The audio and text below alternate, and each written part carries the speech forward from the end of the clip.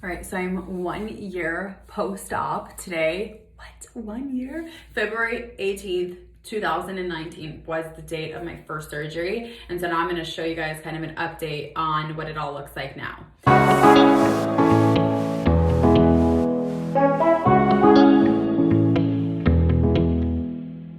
Hey everyone, welcome back to my channel. So today is my 1 year post-op of my mommy makeover, my tummy tuck and my breast augmentation. So it's not technically 1 year because I had to get a revision, a full revision on my first tummy tuck because it was botched. For all of you guys who saw my first video, my tummy tuck was really badly botched. I didn't know about it until way later. I thought there was just a swelling and recovery process, and I kind of was in denial about it and really trusting my doctor. So I am technically only about 7 months post-op from that. But I'm kind of gonna just show you guys my scars, what they look like now. If you guys are super squeamish, I wouldn't watch this video because they are scars, they are gnarly. I'm used to them by now, but I know for people who aren't used to them, they can be kind of graphic. So that's your chance to Okay, so on my boobs, I'm obviously fully recovered from that. What I will say is that I do think that my breasts are botched as well. The implant moves constantly out of the pocket way too high and it's very uncomfortable, like so.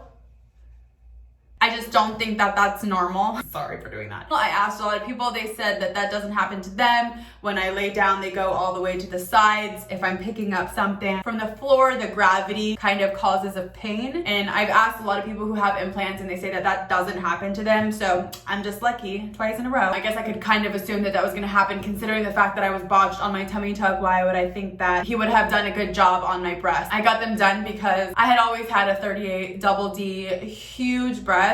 And then when I had lost all of the weight, I was so flat chested with just a lot of skin hanging. And it just was something that was really uncomfortable for me. And I didn't want to get big boobs necessarily. I just wanted the skin to be filled. So that was the intention of why I got my boobs done. It was more of as a weight loss after effect. As far as the scars, I'll show you guys. This is my 1 year scar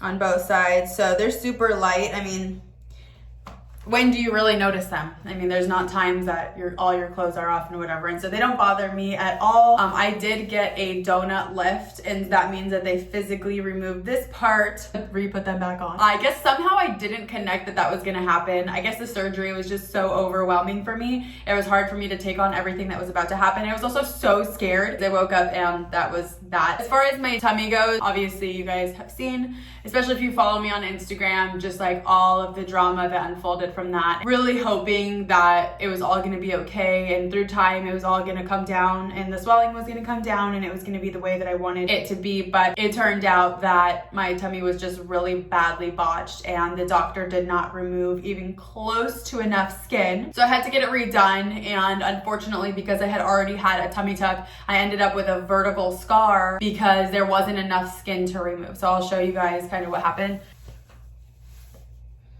All right, so this is, he also had to extend the scar. So this is how far it went my first surgery, and it had to go farther out because of the effect that it was making on my hips. Obviously now because I'm wearing pants and they're kind of tight, it's pushing it out that way, but it's otherwise completely flat. So he had to push the scar out farther that way.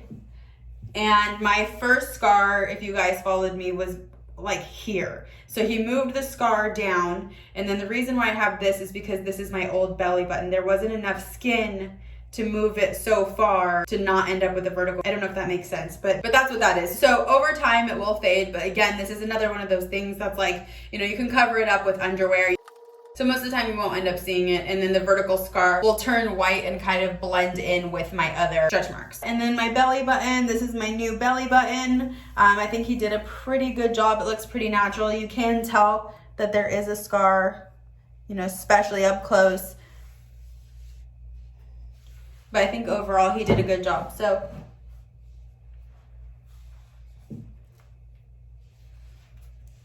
I do think that there's gonna be a good chance that I'm gonna have to get my breasts redone. I'm kind of hoping that with time, the pockets will build scar tissue. They will stay in place better, but apparently what had happened is the first doctor made the pockets way too big, and so now the implants kind of just move all over the place, which I did read some of his reviews, and that's what other people had said too, that they had to redo their breasts because the pockets were too big by this particular surgeon. It's all just been a big learning experience for me. I don't regret getting the surgery. I'm happy that I got the surgery. I'm happy that I have my loose skin removed, but it's definitely been exhausting to say the least. So I just wanted to be able to show you guys a little scar update on what it looks like 1 year post-op. I will do another video when I'm 1 year post tummy tuck as far as all the scars and the updates on that. Again, the scars are still pretty purple from my tummy tuck and they are pretty much white from my breast, but overall I'm happier than how I was with all of my loose skin. Obviously, having all the loose skin makes it really hard for you to basically feel like you're at the end of your weight loss journey or that you were able to like complete losing weight and going into maintenance. When you have so much loose skin, it makes you feel like you want to keep losing weight because how much extra skin you have, it kind of tricks your head, making you think that you have so much weight to lose. And I ended up at 137 pounds, still seeing myself as obese because of how